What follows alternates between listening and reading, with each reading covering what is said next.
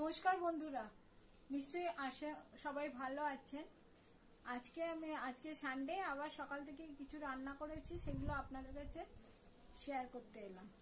আজকে অল্পই কিছু রান্না করেছি, যেমন বানিয়েছি মিক্সড ফ্রাইড রাইস,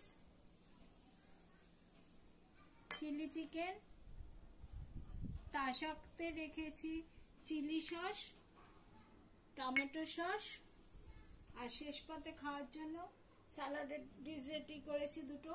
একটাই আছে শসা, পেঁয়াজ, টমেটো, কাঁচা লঙ্কা, আর একটা ফ্রুট স্যালাডের ডিশ রেডি করেছি, যাতে আছে আপেল, নাশপাতি, শসা, পেয়ারা।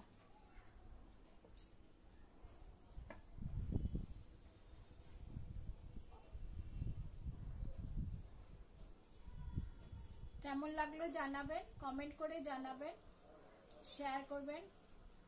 নমস্কার।